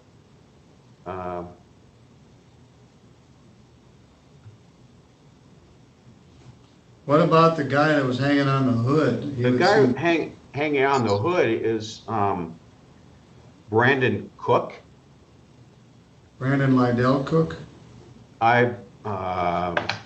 Yes, Your Honor. I'm not sure the middle name.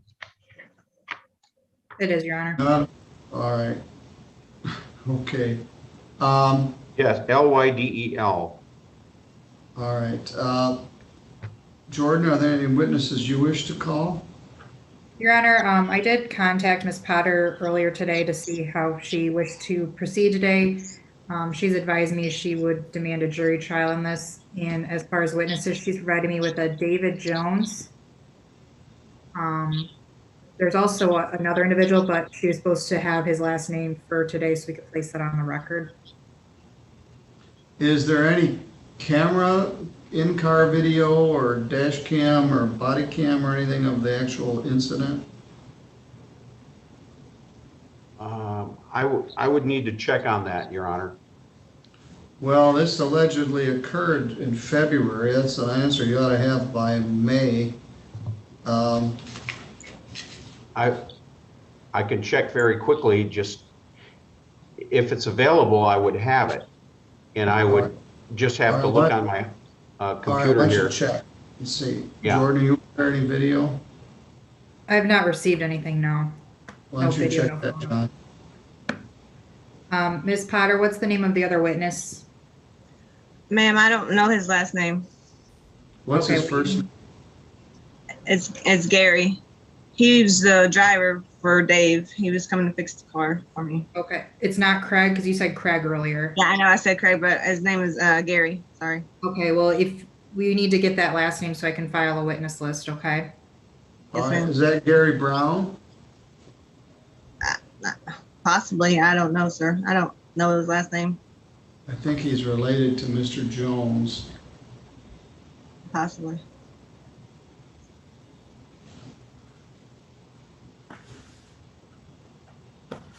John, you're on mute. Unless you're talking to somebody else. And if I get that name, I will file a witness list with the court. Well, Ms. Potter, this matter, if it does go to trial, is going to be a long time from now.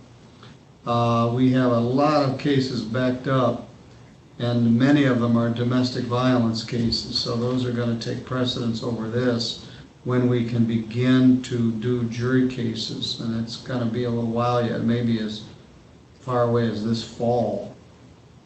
We are trying to work on the backlog, but this is now part of the backlog. Mr. Barnes, was there any video? Yes, I just see here that Threers Police Department supplied us with some video files, and it looks like there's a couple of still photos perhaps. And then we've got the lab report, and I think I sent the lab report to Jordan already. Well, I would think it would be important that you and Jordan watch the video of this. Right now, we're flying blind. Her client may have a different view of it. If it shows her driving like a crazy person with a man on the hood, it might affect her willingness to accept this plea. So you have 14 days to provide discovery. Jordan, I think if it's like usually happens, I think these video files are too big to send as an email attachment. How do you want me to get these to you? If you want to... Do you want to just drop by a thumb drive or something by the office and then we can load it all on there for you? Yeah, I guess I could do that. Okay, I'd be happy to do that. All right, Jordan, if you're willing to do it, great. Anyway, obviously, she needs to know about it and she needs to see it. Right. So once you get that, Jordan, if it changes the, and you haven't watched it either, John, so you might want to see it yourself and see if that affects the plea offer. Okay. But at this point, I'm going to put it on the jury docket sometime in the distant future. All right, Ms. Potter, do you have any questions? Not right now, sir. All right, Jordan, you've got her information. Are you still on Hubbard Street? Yes, sir. All right. In the town of Middleton, Wisconsin, they've got a great little diner called the Hubbard Street Diner, but you're not in Middleton, Wisconsin. All right, Ms. Potter, you've been cooperative, you showed up in a timely manner, you've been responsive. I don't know very much about this other than what's on the ticket. So you stay in contact with your lawyer, she will get that video, make arrangements for you to see it, and you guys can discuss it further. All right, you're free to go. Thank you. Thank you. All right, John, you're good to go. All right, very good. Bye.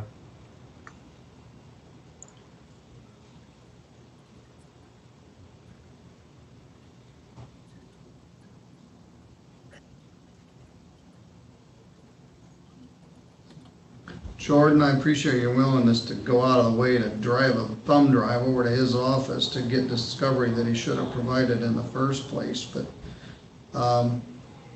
Okay, I just hope we've got one. It's been a while, so I assume we've got a flash drive around here somewhere I can use. oh, they cost about $2.99. I'm sure you could get one somewhere. Or I'll find one, don't worry.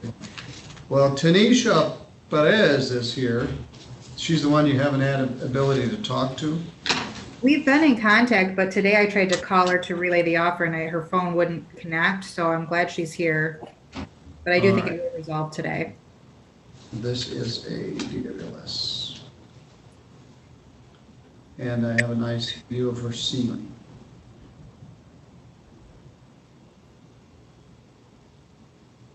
Oh, there we go.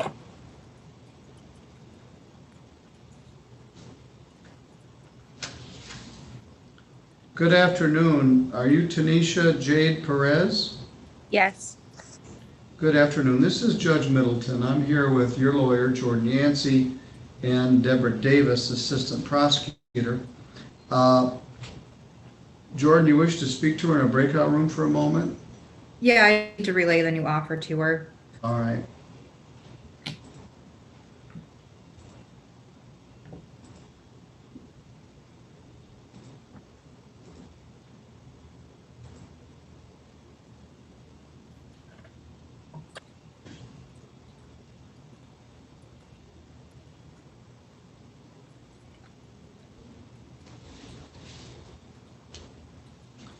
All right, we're on the home stretch. The problem is, Debbie, we don't have Daniel Geary until 3:45. So we're gonna have some dead air. This girl's been off the grid for several years. She got defaulted on the speeding component. And she did, this is an old-fashioned paper file that can actually read the driving record. There's a bond receipt in here.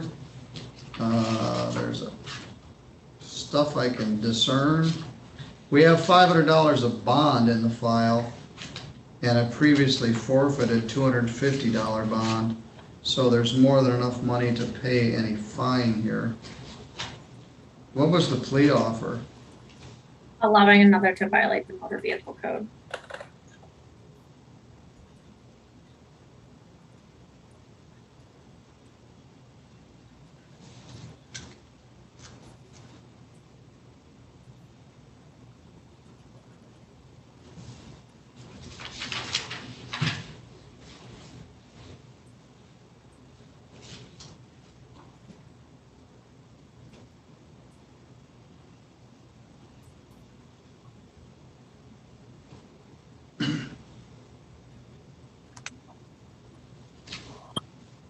All right, we've returned to the record here.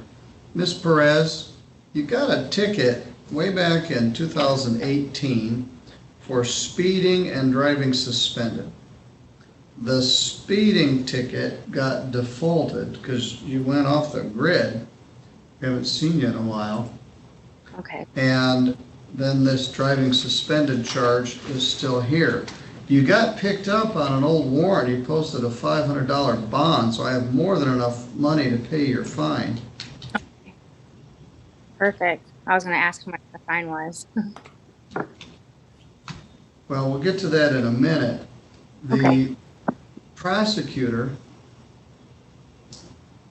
has agreed to dismiss the driving suspended charge for a plea to a crime called allowing another to violate the motor vehicle code. That carries no points, no driver responsibility fee, and it does not get abstracted to your license. So it won't affect your ability to keep or maintain your driving privileges. Do you understand the charge? Yes, I was writing it down. Thank you. All right. Are you willing to plead to that charge? Yes, I am. Didn't you have a different name? Oh, I was married before. It was Tanisha Hostetler. Okay, that sounds right. And now it's Perez. It's Perez now, yes. All right. So are you going to plead to that lesser charge of allowing another to violate the motor vehicle code? Yes, I am. When you got picked up and had to post that that bond, did you spend any time in jail before you posted the bond? They just made me sit while they did the paperwork. All right. I didn't spend any. Were you driving a car on August 12th of 2018 at Featherstone and Bergner Road? Yes. It's kind of way out in the country. Was your license suspended at that time? Yes, it was. All right. I've got $500 of bond, but you're going to have to pay off this old speeding ticket. I'm going to give you a zero fine because we already forfeit $250 of your money. There's a $75 crime victims' rights fee, a $50 state minimum fee, a $45 clearance fee, and a $150 attorney fee. 150 plus 45 plus 75 plus 50 is 320. You got $500 of bond. I'm also gonna use it to pay off that ticket, but I'm too dumb to figure out how much it is. Let's see if I can discern how much you owe. Okay. You're going 72 miles an hour. I can't tell. They also added a 20% default fee. I'm gonna also pay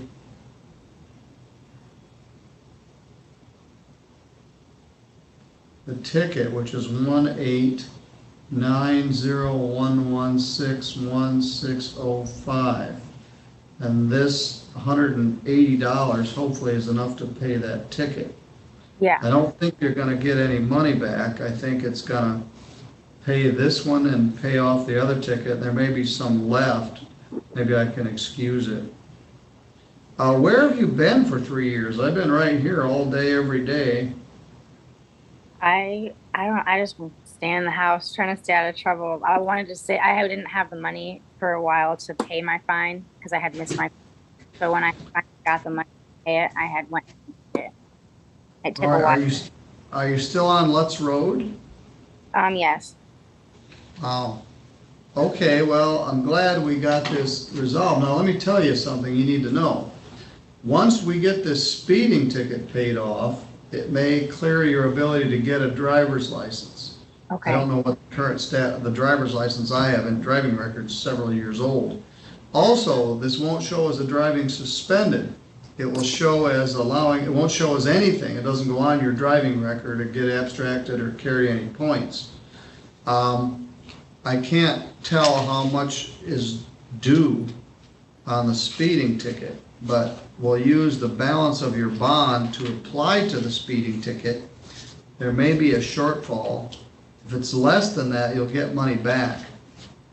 Anyway, hopefully it will come out about even, and you'll be able to get your license back. Yeah, I saw you on March 25th. I thought you spent a night in jail. You didn't? No, All right. that didn't happen, thankfully.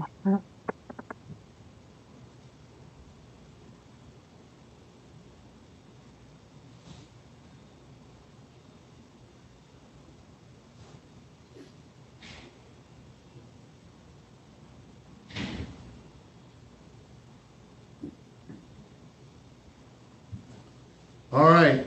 Do you have any questions? I don't think so. Am I going to get a letter in the mail if I owe more than? Yes. Oh, then I All don't. right. I'll put that in here. Send her a letter if there's a balance. Yeah, I would love that so I can get that taken care of. Then you should be able to get your license back. Yeah, that's my main goal right this year is to get that going. It's She has an finished. appointment in July at the Secretary of State. She's been trying to get on the next available, but Well, this will help you. All right. Very good. Thank you. so much, Your Honor. Thank you. Jordan, I think that finishes your obligations, doesn't it, Ms. Perez? You're good to go. Okay. Have a good day. All right. Thank you, Your Honor, and hopefully we see you guys out at United Way's event tomorrow. Yeah, tell me about what time does that start tomorrow? Starts at 2 tomorrow and it goes till 8. And then Saturday. I have a full landlord-tenant docket in the afternoon, but okay. All right, Mr. Folks is dismissed. I told Debbie that Jenny was Jesse's girl, who was Stacy's mom, whose phone number was 867-5309, but she didn't know what I was talking about, so. I did too, and I can't change my own name now that you changed it. It locks it in. I was going to All say, right. this number has extra letter or numbers, Debbie. All sorts of All right, we'll numbers. fix it. All right. Thank you, Jordan. We'll see you maybe tomorrow. Thank you. Have a great weekend. Are you going to just leave it open for right now? I can just turn my camera and audio off. Well, yeah, why don't you? I'm going to check back in on my seminar, and I'll fix your P number here. Your Learned League? No, the judge's seminar. No, it's like the Learned League. Oh, well, these different kind brains of put learning, together. yes. Darn it. Okay, I'll see you at about 1:45, so You mean you're good to go. 3:45? 3:45, yes. Like go back to Mountain Time or something? All right, I'll see you in a bit. All right, yeah. I'm gonna stop the live feed rather than just, well, I'll leave it on. We may be back shortly. I will turn off the recording.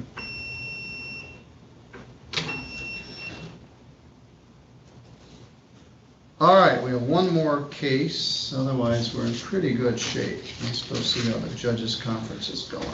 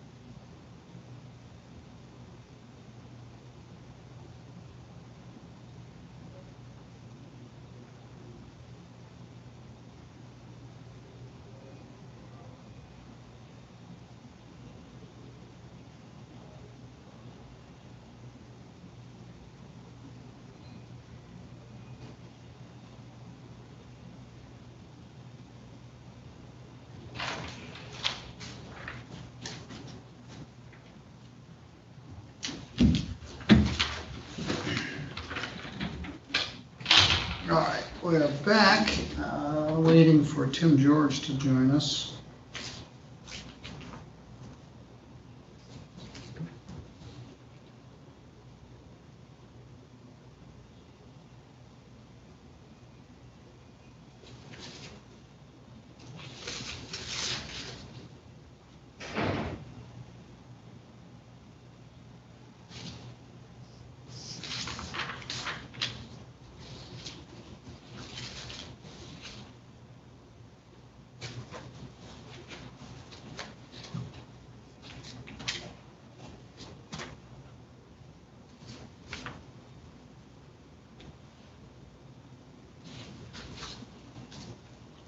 Very good.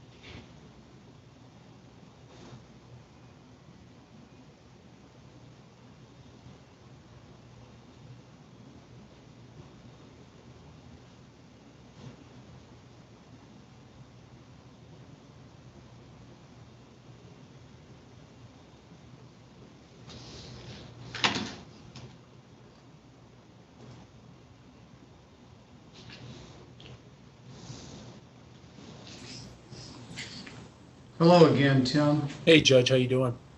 I believe your client is Galaxy A10 Okay. in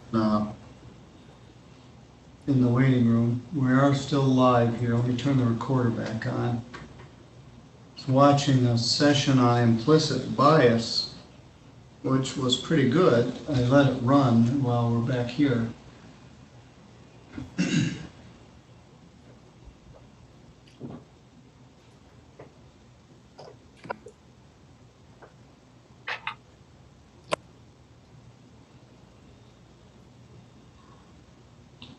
Good afternoon, Mr. Gary. Can you hear me? Yes, sir.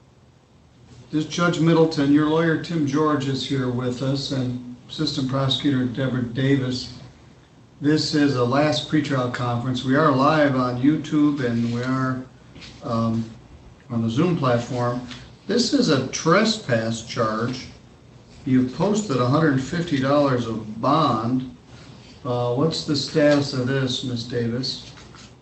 Your Honor, he still has another pending case that this may end up being dismissed as a part of a global settlement. But at this point, it's as charged.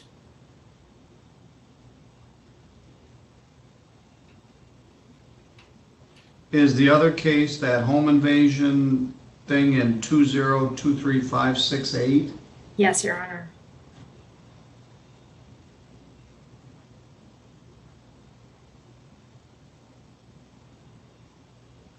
Mr. George, trespass is not a very serious charge, but it is a misdemeanor.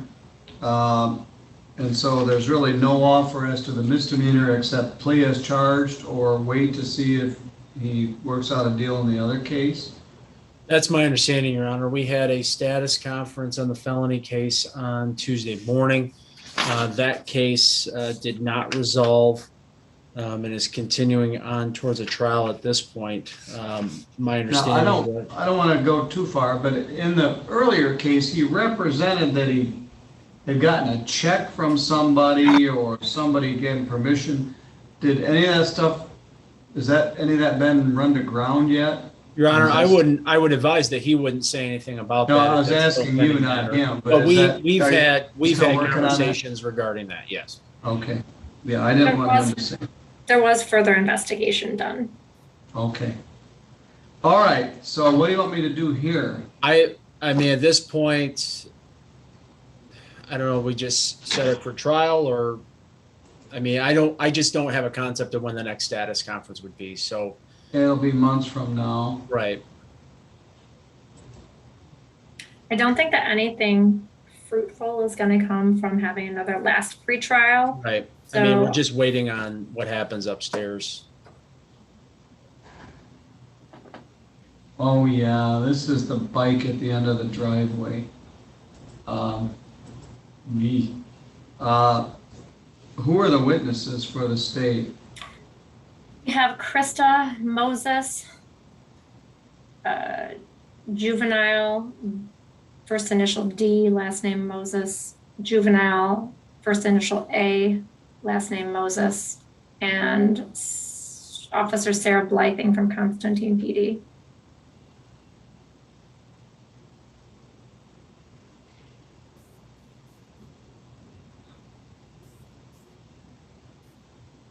Tim, do you have any witnesses? Your Honor, obviously my client would be one, and then Mr. Gary, are there any additional witnesses that you would want the court to subpoena on your behalf? You asking me? Yes. Yeah. No, it was a divorce gone bad because Ron moved in with me and stuff. And I wouldn't say anything about it, okay? Yeah, I got some of the background. Ron had pled to something regarding this. And I heard the prelim on that other case, and I handled his case, and so I have more background than I normally have. But all right, well, I don't know. We're gonna have a jury trial on this set of facts, but I'm gonna set it for a jury trial sometime in the future. I know your position on that home invasion was that you were not guilty of that, so I'm not sure where that one's headed. If that's headed to trial, or both are headed to trial, or I haven't seen you in a while, which is a good thing. This is alleged to have occurred way back last October. All right, Mr. Gary, you keep doing what you're doing. Stay out of trouble. Stay in contact with your lawyer, and you're good to go. All right, thank you, Judge. All right, thank you. All right, yeah, that's a tough one on where that's headed. All right, anything else we need to do here today? I think that covers it, Your Honor. I believe that's it, Your Honor.